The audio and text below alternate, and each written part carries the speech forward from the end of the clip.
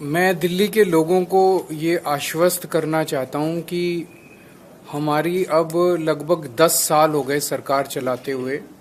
और आप लोगों ने देखा होगा कि पहले 9 साल में आपको किसी भी तरह की हमने तकलीफ नहीं आने दी, चाहे वो सड़कें हों, चाहे वो अस्पतालों का वो हो, बिजली हो, हर तरह की सुविधा हमने दिल्ली के लोगों को देने की कोशिश की। इनफैक्ट पूरे देश के अंदर जो सुविधाएं आज दिल्ली के लोगों को पिछले 10 साल से मिल रही हैं, वो उस किस्म की सुविधाएं पूरे देश में कहीं नहीं मिल रही हैं।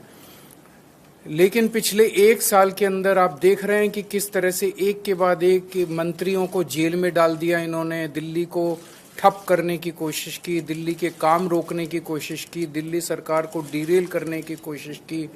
उसके बावजूद भी हम लगे हुए हैं, हम डटे हुए हैं। अब मैं बाहर आ गया हूं और जितने भी रुके हुए काम थे और जो जो तकलीफ़ें और समस्याएं लोगों को हैं, मैं उनको आश्वस्त करना चाहता हूं। उन सब की तरफ हम लोग अब ध्यान दे रहे हैं और आपकी समस्याओं का निवारण करना हमारा फ़र्ज़ है। मुझे पता चला है कि दवाइयों की कमी बहुत ज़्यादा हो रही है अस्पतालों में और मोहल्ला क्लिनिक में। इन लोगों ने दवाइयाँ बंद कर दी। इन लोगों ने अस्पतालों में और मोहल्ला क्लिनिक में जो फ्री टेस्ट होते थे वो बंद कर दिए।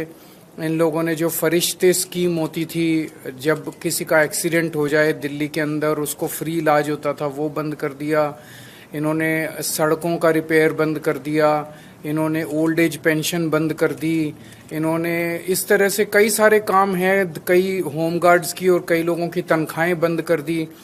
वो सारे कामों पे अब हम लग गए हैं। जो जो दिक्कतें जो काम बंद किए गए, आतिशी जी से मैंने कहा है ये हमारी सरकार उन सारे कामों को चालू कराएगी और जो समस्याएं लोगों को हुई इसकी वजह से वो अब समस्याओं का निवारण करने की कोशिश करेंगे।